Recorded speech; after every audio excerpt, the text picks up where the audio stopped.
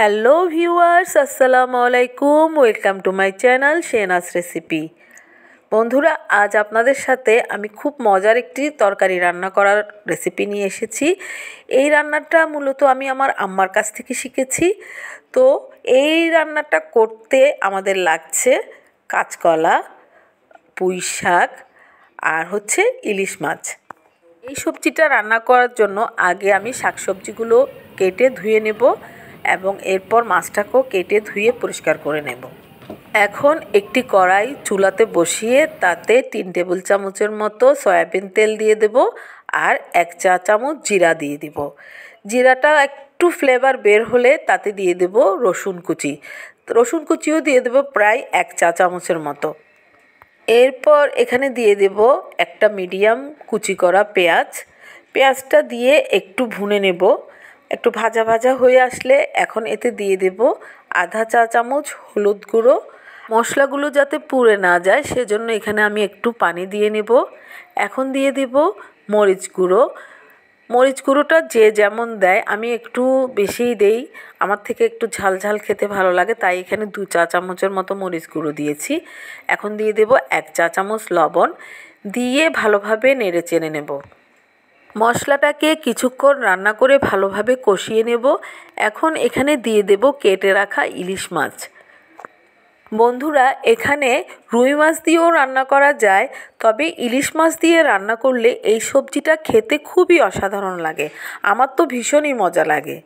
এখন মাছটাকে ঢেকে রান্না করব প্রায় 5-7 মিনিটের মতো।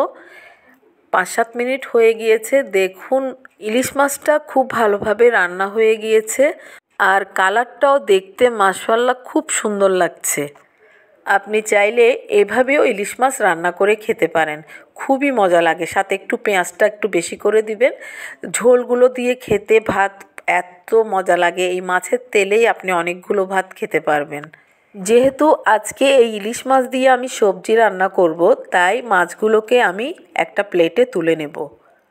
এই ভিডিওর ভয়েস দিতে গিয়ে এখন আবার আমার মুখে পানি চলে আসতেছে মাছের এই তেল মশলাগুলো দেখে। যাই হোক, এখন এখানে অ্যাড করে দেব কেটে রাখা কাঁচকলাগুলো। এখন সব কাঁচকলাগুলো এখানে দিয়ে দেব, দিয়ে ভালোভাবে মশলাগুলোর সাথে মিশিয়ে নেব। দেখুন কালারটা এত সুন্দর লাগছে। সব মশলার সাথে কাঁচকলাগুলোকে মিশিয়ে নেব। ভালোভাবে নেড়ে চেড়ে একটু পানি দিয়ে দেব সিদ্ধ হওয়ার জন্য। বেশি পানি দেব না, আধা কাপের মতো পানি দিয়ে আবার নেড়ে চেড়ে দিয়ে ঢাকা দিয়ে রান্না করব।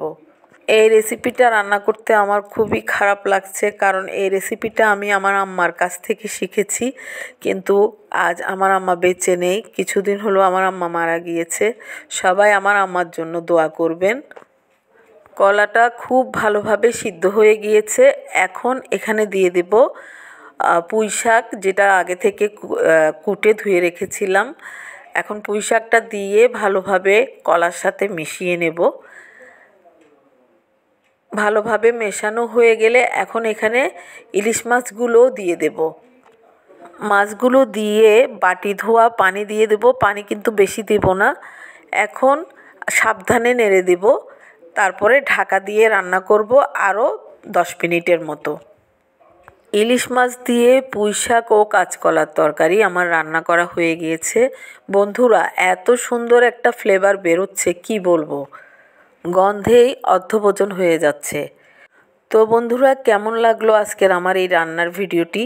যদি ভালো লেগে থাকে তাহলে লাইক, শেয়ার এবং সাবস্ক্রাইব করবেন। আর কারা কারা এই ধরনের সবজি খেতে পছন্দ করেন অবশ্যই কমেন্টে জানাবেন।